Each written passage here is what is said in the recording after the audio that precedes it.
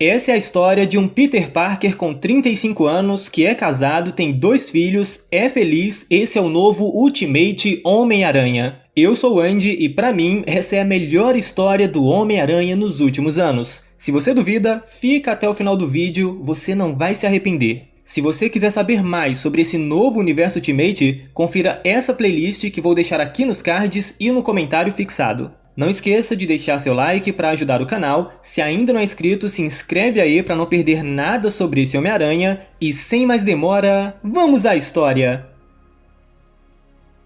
A história começa mostrando a cidade de Nova York nevando no mês de janeiro. Dentro de seu apartamento, um Peter Parker de barba cheia, já adulto, acorda, se olha no espelho e reconhece que não é mais jovem. Ele não parece muito feliz, porque na verdade algo o incomoda, e vocês logo saberão o que é. À medida que se arruma, ele olha as fotos de sua família, coloca sua aliança de casamento e sai de seu quarto para se encontrar com seus filhos que estão tomando café.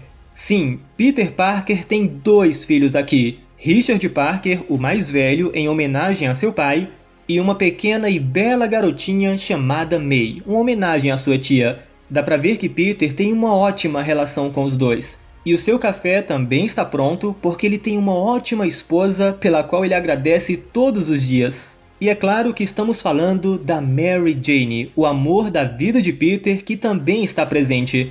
Após se abraçarem, eles conversam um pouco sobre o que tirou o sono do Peter na noite passada. O detalhe é que nesse momento, a pequena May tira da bolsa de seu pai um tipo de bola de cristal. E guardem bem esse objeto na mente, porque ele é super importante no final da história.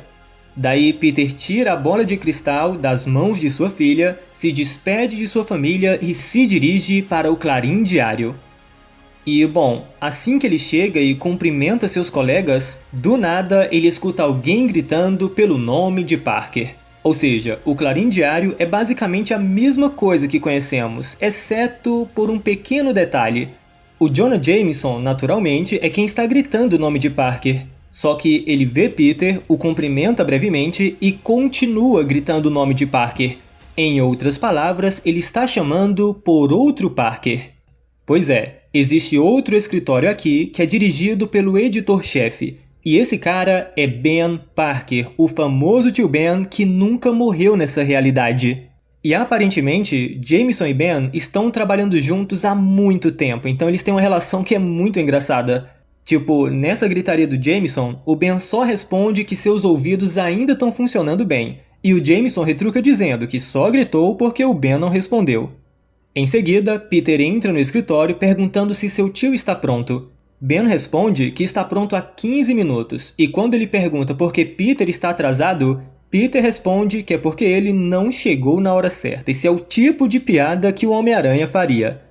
Uma outra cena bem legal aqui é que antes de ir, Jameson percebe que Peter esqueceu de pôr uma gravata. Na verdade, Peter nem tem uma.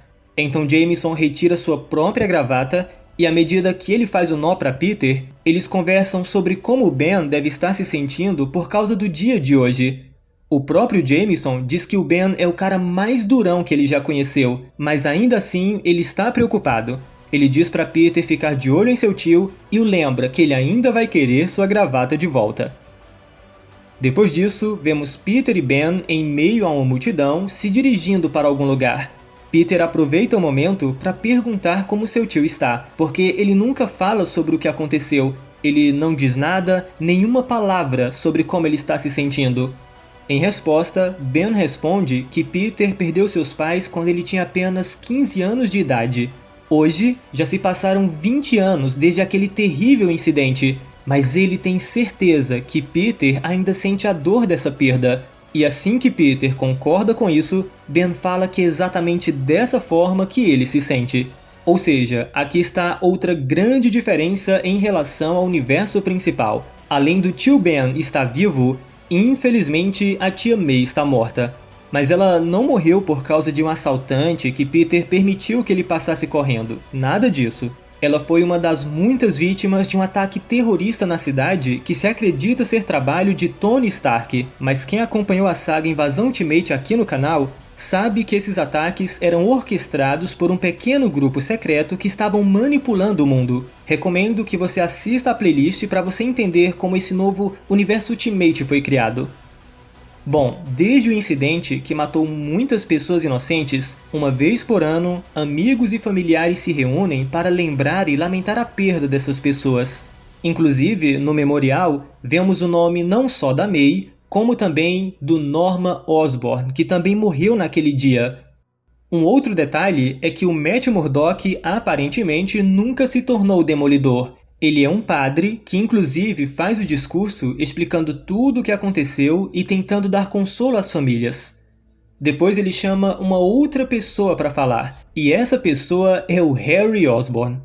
O enlutado, que perdeu seus pais no incidente, até começa bem falando coisas bonitas e tal, mas depois ele adota uma outra postura.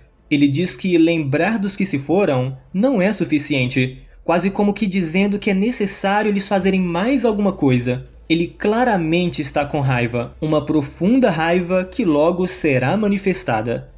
Após o memorial, Ben cumprimenta Harry, e aqui descobrimos que Peter e Harry nunca foram amigos. A própria Mary Jane diz que só se encontrou com ele uma vez, mas ele era muito diferente do que aparenta ser agora. Daí Peter se despede mais uma vez de sua família e retorna ao trabalho. Assim que Peter e Ben chegam no Clarim Diário, eles observam uma reunião onde o Jameson está completamente irritado, jogando alguns papéis, e como se não bastasse, ele simplesmente sai da sala dizendo que está fora, como se estivesse se demitindo. Ao passar por Ben, ele não fala nada, apenas o olha, e o Ben aparentemente já entende tudo. Então ele entra na sala de reuniões e pergunta o que perdeu. Robbie Robertson explica que o jornal precisará passar por algumas mudanças. Mudanças essas que o Jameson não concordava, por isso que ele saiu.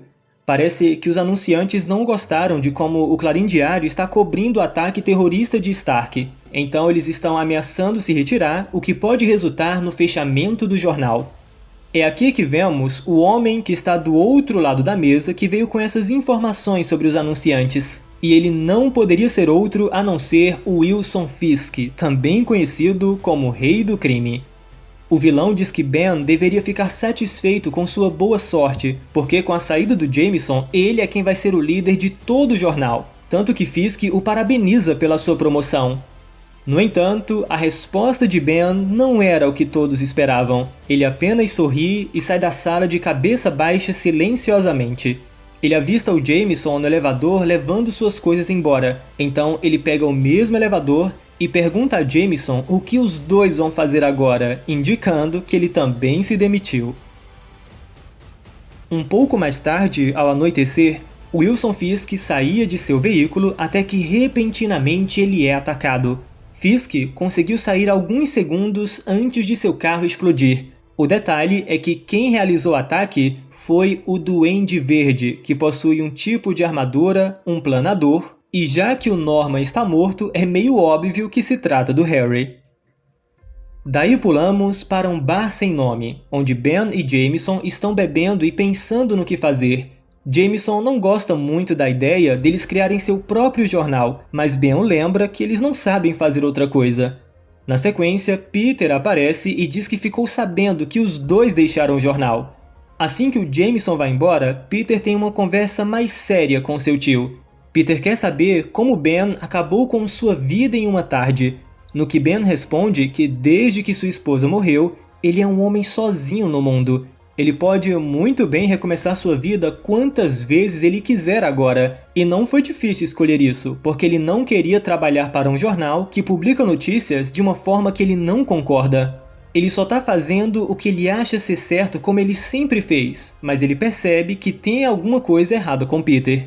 E realmente, nesse momento, Peter começa a desabafar o que está sentindo. Ele tem uma ótima vida, uma excelente esposa, tem sua família, seus filhos, suas responsabilidades no trabalho.